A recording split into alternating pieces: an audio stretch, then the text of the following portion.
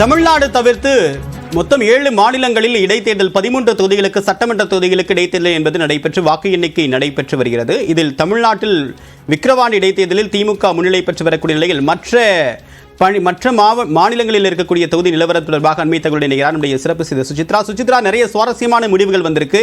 இதில் என்ன உடனடியாக நாம் தெரிந்து கொள்ள வேண்டியது, இந்தியா கூட்டணி எந்த பக்கம் இருக்கு, பாஜக எந்த அளவுக்கு இருக்கு வெற்றி வாய்ப்பு?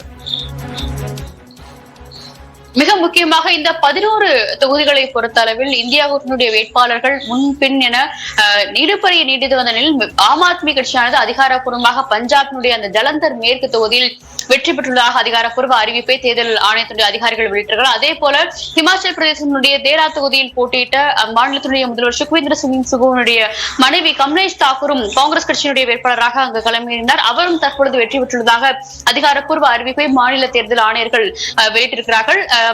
பஞ்சாப் மாநிலத்தை பொறுத்தளவில் ஜலந்தருடைய அந்த வாக்குகள் வித்தியாசம் என்பது மிக அதிகமாகவே உள்ள சுமார் 50,000க்கும் அதிகமான வாக்குகள் வித்தியாசத்தில் ஜலந்தர் மேற்கு தொகுதியுடைய ஆம் ஆத்மி அந்த வேட்பாளர் வெற்றி பெற்றது மிக முக்கியமாக பார்க்கப்படுகிறது.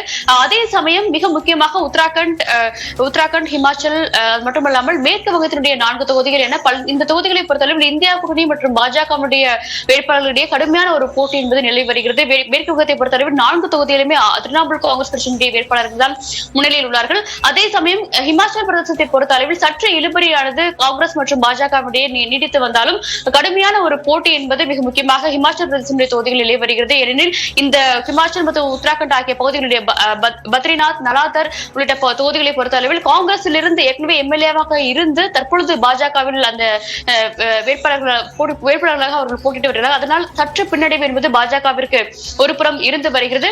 அதே சமயம் மத்திய பிரதேசத்தை பொறுத்த அளவில் பல்வேறு ஒரு தொகுதிக்கான அந்த இடைத்தேர்தல் என்பது தற்பொழுது நடைபெற்று வந்தாலும் பாஜக சற்று பின்தங்கி அங்க இருக்கும் அந்த சுயேட்சை வேட்பாளர் தற்பொழுது சற்று முன்னிலையில் உள்ளார் என்ற ஒரு தகவலும் வெளியாகிறது. அதே போல பீகாரை பொறுத்தளவில் ஒரு தொகுதிக்கான இடைத்தேர்தல் நடைபெற்று வருகிறது.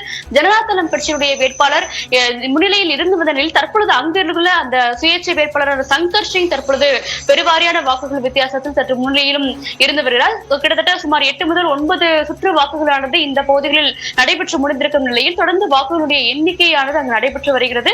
இந்தியா கூட்டணி கட்சிக்கான ஒரு வெற்றி வாய்ப்பு என்பது அதிகமாக உள்ளதாக காங்கிரசுடைய மூத்த தலைவர்கள் தற்பொழுது தெரிவித்திருக்கிறார்கள்.